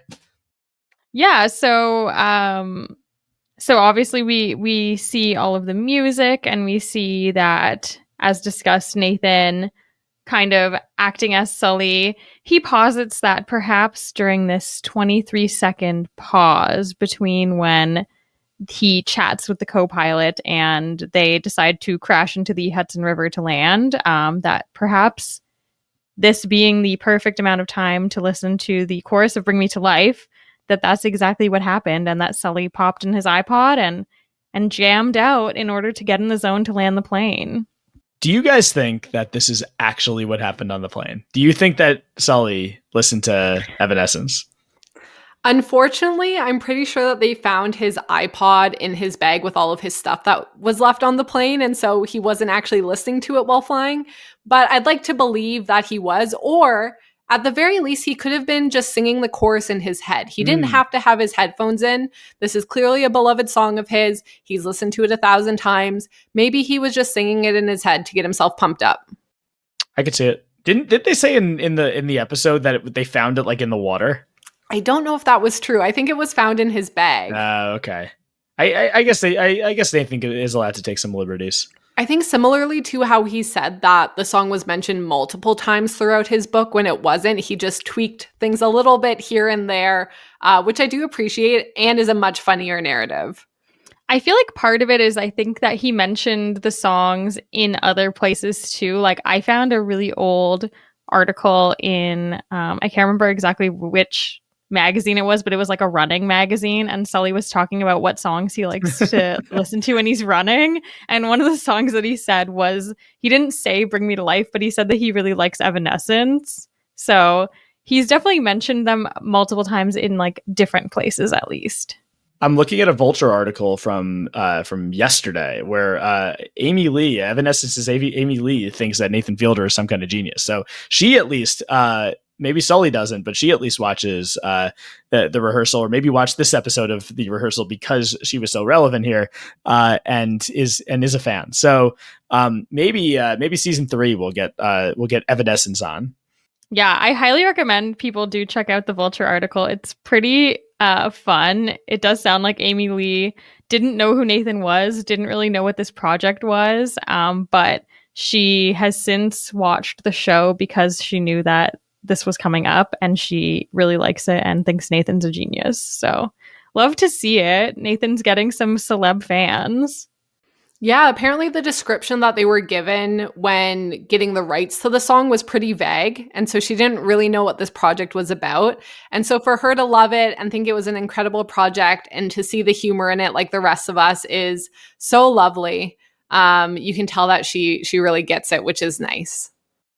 Yeah, and I feel like Nathan does have a really nice point with all of this, which is basically that, you know, it's okay to admit that you can't do everything. It's okay to need help or ask for help. And that's what really made Sully successful in this plane landing, as well as obviously the help from the song. Not every pilot has a comedian in their life who is interviewing them to be on their role-playing based show. So sometimes you need a real therapist to talk to about your issues. And as long as it's not, affecting your ability to fly a plane, I think these people should. I think the message is a good message at the end of this episode. Get the help that you need, even if the FAA doesn't love it. Yeah, I feel like the same could be said for like a lot of other jobs too. Like a lot of these high stress jobs, it just sounds like maybe people need someone to talk to. Like I recently started watching The Pit, and oh my word, like some of the things going on in that hospital, which apparently is based on real things that have happened, like my God, I have a newfound appreciation for people who work in the emergency department. Is The Pit good? Should I watch The Pit? You should definitely watch The Pit. The first episode, there's something really gross and gory that happens, though. I'm good with that. I recently just saw Nathan Fielder breastfeeding, so I think that anything in comparison is going to be fine. I'd say it's definitely more gross than that, in my opinion. But you get a warning that it's coming, so it's not as bad. So this episode I thought was absolutely incredible. Maybe the funniest episode we've seen so far. Where are you guys ranking this amongst the episodes that have come out? I think this is my favorite episode ever of The Rehearsal. I think previous to this, it was maybe the first ever episode of The Rehearsal with the alligator lounge, and it just like introduced this whole crazy concept. I did like a lot of the Fielder method stuff, which came later in last season, but I do think like last season, even though I did like most of the storyline was about like living in the house with his fake wife and fake kids. I think it became a little bit like I wanted to get something new every episode, which is why the first one is like totally disconnected to the rest of the season. This is like an overarching theme, but this episode was all like Sully and the dog. So it was like kind of a different thing, even though it is related to the pilot theme. And I do think that this is the best episode of The Rehearsal. Is it the best episode I've ever seen of anything with Nathan Fielder? I think it's up there for me with some of my favorite Nathan For You episodes. And it might even be, I have to do another, I need to do a rewatch of Nathan For You at some point. I recently watched season 1 again of The Rehearsal, like before this season came out. It's definitely my favorite Rehearsal episode, and I think I could stack it up against any Nathan For You and might say it's my favorite. Yeah, I feel like one thing that kind of sucks is I usually watch the episode on Monday, so I saw a lot of hype for the episode going into it, but I do think that it lived up to the hype for me. But yeah, I I can't say for sure that it's my favorite of the rehearsal, but it's definitely my favorite of this season, just for the uniqueness. I actually think just every episode has gotten better as we've gone along. So I am very excited to see what next week could bring. Yeah, I thought that it was absolutely incredible. I cannot wait to see where he goes with this. There's so many times where I was just freaking out and laughing so hard. And, I think he just does it best. Who does it better? With Nathan, it's literally that quote of like, he can't keep getting away with this. That's how I feel every time I see an episode. Yeah, absolutely. I think it would be really great if at the end of this season we were to rank all the different segments. Last season, we had a much longer plot where the segments weren't as defined. We might have to go back and double check. But in Nathan For You, we went through and we, at the end of every season, would rank all the seasons and the segments. So this might be a fun one because there's some really, really funny segments and comparing them might be a little bit difficult, but probably worth it in the end to know definitively which is our favorite segment. As discussed at the beginning of this episode, I have made a little quiz for us to do together. So Twish is a segment that Jordan created. If you want to speak a little bit on it, you can tell the people how it came to be. Sure. So on Rob Has a Podcast, which is how I know Kelly and Megan. They are listeners and patrons and have been on my Mafia games and other many other things. We've heard their voices on RHAP before. So Rob Has a Podcast is it's not just Survivor. It's all reality TV and a lot of scripted TV as well.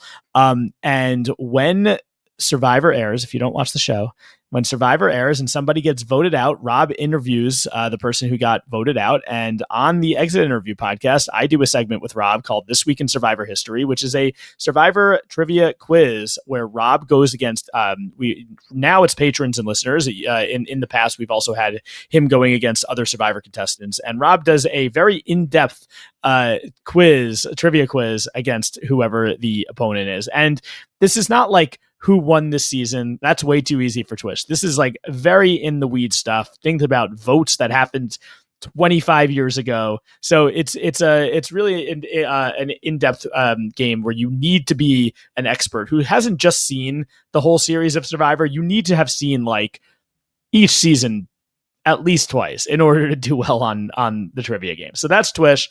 And it stemmed from a blog that I used to write like 12 or 13 years ago on the website, which was called This Week in Survivor History, where I would talk about old episodes of the show. And quickly it became a podcast segment that's now been going on for a very, very long time.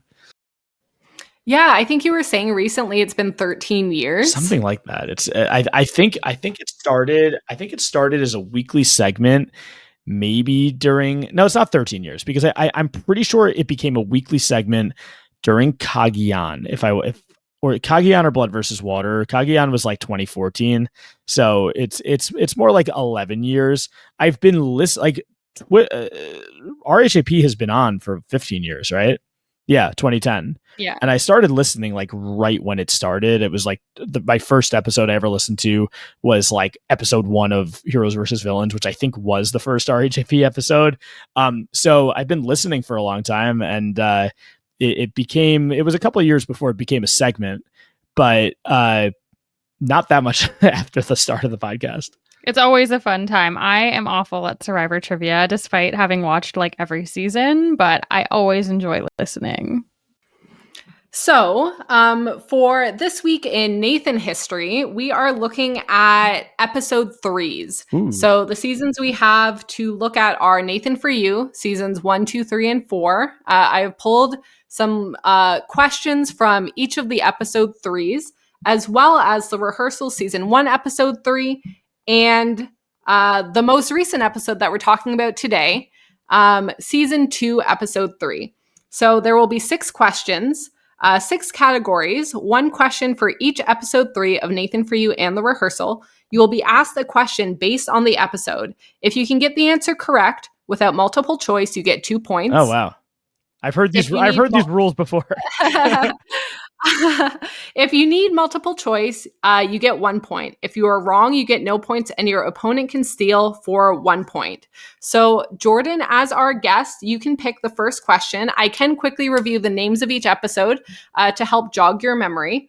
So, season 1, episode 3 is clothing store / restaurant. Okay. Nathan encourages a clothing store to allow shoplifting and trains a new assistant. A restaurant owner is surprised when Nathan asks to be included in her will. Season 2, episode 3 is pet store / maid service. A pet store is given a new way to advertise. Nathan challenges a maid service to clean a house in 6 minutes. Season 3, episode 3 is the movement. Nathan tries to get laborers to work for free at a moving company. Season 4, episode 3, chili shop / massage parlor.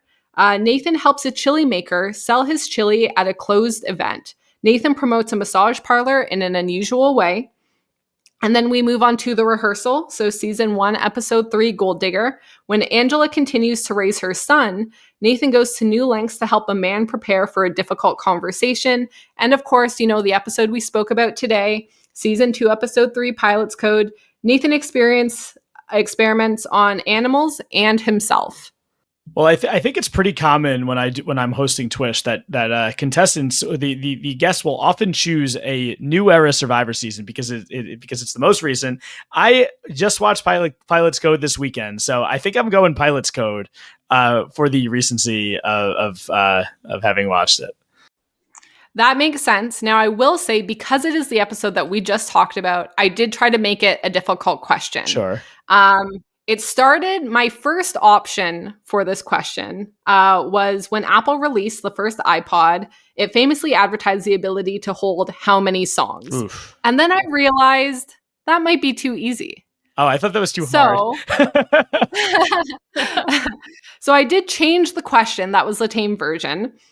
So your question for season 2, episode 3, Pilot's Code is, how many seconds does Nathan make us watch himself, a grown man dressed as a baby, drink milk from a giant puppet's boob? How many seconds? So I feel like I have to go multiple choice here, because if I just guess the seconds, there's no chance I'm going to get it right. The thing is, though, I feel like even if I get the number of seconds, do I then have like, I feel like then it's still like a 25% chance that I'm going to get it right. And then if I get it wrong, Kelly has a 1 in 3 chance of getting it right. So I'm doing some Kalish math here. I am going to, because I have no idea. Do I have, okay, so does the answer have to be the exact number of seconds, or is it like, are the answers going to be like a range of like this to this? So in multiple choice, I have the exact seconds. Okay. If you get it within 2 or 3 seconds, I'll give it to you. If you get close to it, I'll give it to you. So I am going to then not take the multiple choice, because I think that Kelly, if I don't get it right on the multiple choice, Kelly will have a pretty good shot of getting it right. So I am going to say, just like the chorus of Evanescence, 23 seconds. You are close, but not correct. Well, you can't say Kelly, close. You can't say close, because now Kelly knows that the answer is going to be close to 23 seconds. All of the answers are close to 23 seconds. All right. Okay, Kelly. Okay. Yes. Do I get a multiple choice, or I just have to guess? I believe you can use the multiple choice. No. The rules of Twish. If I don't take the multiple choice, Kelly can't get the multiple choice. But okay, you will only get 1 point for a correct answer. I mean, look, This is Nathan for you, Twish. This is not Survivor Twish. Okay, Kelly, you do not get multiple choice. You have to guess. Okay, I'm going to say 18 seconds. Also, no. Nathan made us watch a full 30 seconds. Wow. Of him drinking puppet boob milk. Oh my God. Which, when I timed it, felt so very long. I'm shocked. It does seem longer than that, but that's why I was like, whatever it is, it's probably slightly under what I think. So I figured 23 seconds was it was an important number in the episode. Maybe it was similar. Absolutely. No, it was a difficult question. I did try to up the ante for picking the most recent episode.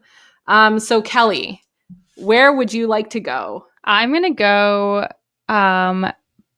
pet store slash, I can't remember what the other half of pet store Maid is. service. So you are going for season 2, episode 3, pet store maid service. So in this episode, Nathan hires a focus group to make him more likable. What is the signature clothing item they suggest to make Nathan more likable that the focus group decides was a bad choice after Brian Wolf makes fun of it? I remember this so well. It's a V-neck t-shirt. Correct. Incredible. Very good.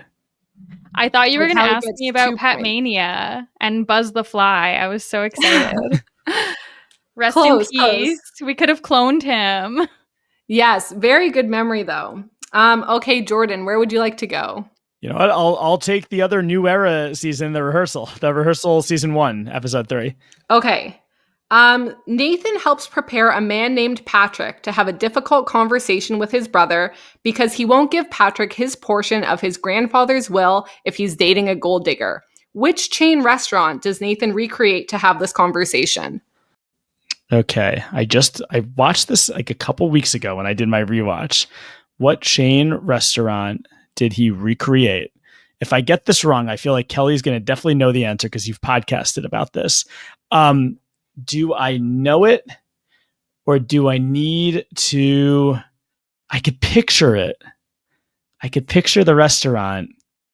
I think I have to take the multiple choice because I know Kelly's going to steal if I get it wrong. So if I get the multiple choice, I think I'm going to get it. So let me hear the options. Okay.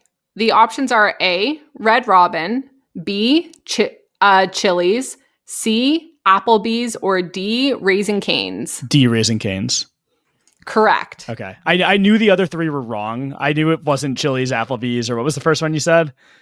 Red Robin. Okay, so I've never actually been to a Raising Cane's, so I think that's why it didn't like totally stick in my head. There's like, I know Raising Cane's is supposed to be one of the better fast food places, but I don't think they have them in New York.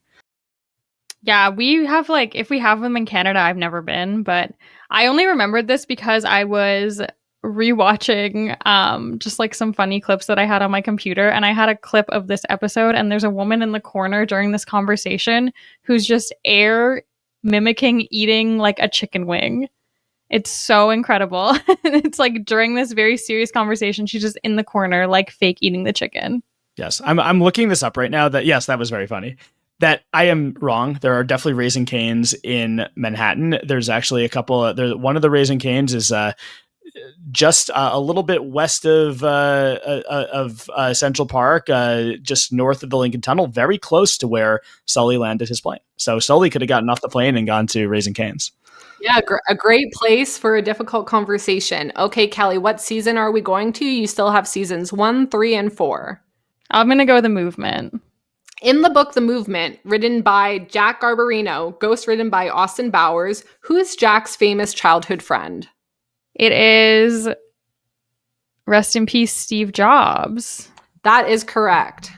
Yeah. So you have a 4-1 lead. I thought about that. I thought about that during the episode of this. I was like, oh, we're back on Steve Jobs again. And something interesting to note from this episode, in the contract that Jack signs when he signs up to be the spokesperson for the movement, Nathan made sure that he had the rights to Jack's DNA in the event of his death. So Nathan could technically, in the future, try to clone Jack. I don't know if we'd want that, but he has the rights to that. So I'm down 4-1. This is bad. This is bad for business. You need to pop in your music. I gotta put Charlie by the Red Hot Chili Peppers in right now. So the options are season 1, episode 3, clothing store / restaurant, or we have season 4, episode 3, chili shop / massage parlor.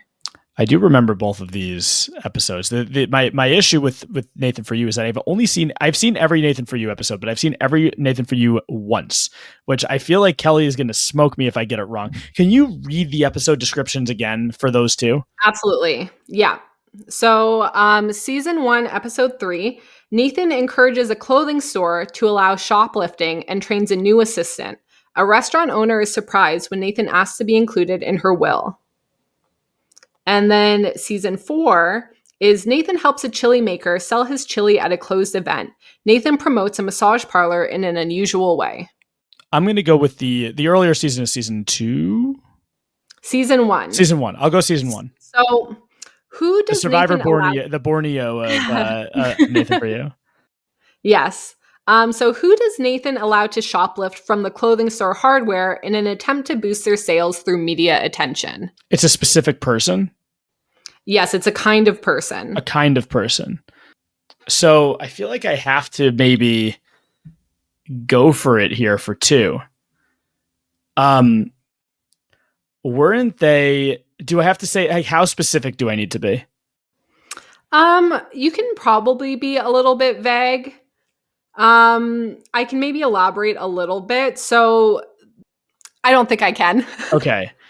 Weren't they tourists in Times Square? No, here, let me give you a hint. Okay. So they hire Simon the security guard. Yeah. Oh, you can't tell him the hint. They can hire, or he hired Simon the security guard. Oh, yes. no. To These are large. These are enforce these shoplifters. These are okay. That is too much of a hint, I think. But I was going to lose anyway. These are large-chested women. They're top-heavy women, to quote Kat Ederson from Survivor. So I don't know if I'm going to accept that answer. Oh. Because the answer is attractive people, and they were given a list of qualities that would consider a person by the store's standards attractive, and then they noticed that Simon is only picking large-breasted women, and they need to intervene and say, hey, you're only picking a specific kind of person and you need to follow our list. I see. Okay, that's fair. So I'll throw the question back to you two. Would you consider that to be an attractive person should Jordan get the points? You can give him the points. I feel like it makes him more interesting. Yeah, you're gonna. Yeah, I feel for math-wise, if I get this wrong, the game is over. So I think I'm not just saying this selfishly because I want the points. I think for the podcast, I should get the points. Yeah, to make it interesting, it's fair. I was just gonna say hotties. Attractive people, hotties, anything. No uggos. Good looking. But again, they did use Simon for his standards, and they did have to intervene. So our final category is season 4. So it's 4 to 3, right? 4 to 3 right now, right? Are we giving you 2 points for the last one? Well, I didn't use the multiple choice technically. Yeah, it's fine. So here's the thing, though. Sure. If Kelly gets a 2-pointer here, mathematically, I'm eliminated. Yeah, I basically have to get it right. Okay. It is also the final question. Yeah, that's okay. I'll try. I have a bad memory, but that's okay. You've remembered everything so far. Robert Bryan wants to sell his chili at an arena. To do this, he needs to sneak into the arena without stadium management knowing. How do they sneak the chili suit in past the metal detectors? Okay, so how specific do I have to be? This one is a little specific. So Nathan covers his body in that goop so that the hot chili doesn't burn him, and then he wears the plastic chili suit underneath his clothes so that he doesn't get caught. And then he also has the dispensers with sour cream and other toppings. So the question is, how did they sneak the chili suit past the metal detectors? He on his body? I think I know. Do you want the multiple choice? Oh, Jordan, wait. Okay, fine. Jordan, take it. Yeah, Kelly, that was wrong. Jordan, would you like to take it? I believe... Didn't he? Oh fuck! I remember the answer now. I remember exactly what happened. Didn't he say that he had like a prosthetic hip or something, like a metal hip, like a hip replacement? Oh, I remember what it is. But you guys are on the right track. He has a fake pacemaker. That's right. He does. Okay, yeah. I knew it was something medical. Okay, Kelly wins. Yeah, I didn't. So no points to either person, but you were definitely on the right track. There was a whole segment about him getting a fake doctor's note, and then he had to keep his tank top on so he could sneak a fake pacemaker that he taped onto the outside of his body when getting an x-ray. So it was a hard quiz. Thank you both for playing. I hope I lived up to the Twitch standards. Do we get a verbal rebus now? I do not have one. I do not have one. That's okay. That was great, Meg. That was a good quiz. Fantastic I like the quiz. Great rules. The rules were fantastic. I thought that was the best part. And no, good questions. It makes me want to go back and watch Nathan For You, because like I could go back and like talk about a Survivor season 3 episode that I watched for the first time in 2001. And since I've seen it so many times, I remember a lot of these little details. Where Nathan For You, I loved it, but I've only seen it once through. I gotta rewatch. Yeah, and to be fair, I could never compete on Twish. You guys are crazy over there, the memory on everyone. And luckily, I was asking the questions today, so I did not have to be put to the test. That's the easier role. It's the asking the questions is fantastic. Definitely my preferred position. Meg, you're such a game master. Thanks for putting these together. No, of course, anytime. This will be our second Survivor-inspired quiz. So if anyone doesn't like Survivor, we've bullied them into listening a little bit to some Survivor segments. And hopefully the crossover continues to grow. We've had some really great people reach out, so thank you so much for that. Jordan, is there anything you would like to plug, or any last words, or anything like you would like to promote? Well, when I was hosting Twist this week, I plugged this podcast, so I will roundabout is fair trade. I am going to say that you should be listening to not just This Week in Survivor History on Rob Has a Podcast. Listen to Rob Has a Podcast in general. Even if you're not a Survivor fan, I'm sure there's a show that you watch if you're listening to this that is covered on the RHAP network. So you should definitely be listening to that. And follow me, Blue Sky at Jordan Kalish. And that's I've been using the Blue Sky a little bit more often recently. So I need to get myself more into that app, because I definitely am preferring it more than X these days. But it's just it's been a process to like get myself using a new app. Maybe Nathan has like a method for me that I could start using my Blue Sky more than my X. I want X to be my X. Yeah, we need to move over to Blue Sky. But if you want to follow us on other platforms, we're at Nathan For Us Pod on Instagram and at Nathan For Us Podcast on TikTok. Send us an email, nathanforuspodcast@gmail.com, if you just want to chat. If you're a pilot and you just need to get something off your chest, we would be happy to hear that as well. Yeah, I think we've been so lucky. We've gotten some really lovely emails from all of you. We've gotten some really lovely messages. So thank you to everyone who's been reaching out. It is so fun to find more people to talk to. And this has been Kelly and Jordan and Megan on your side.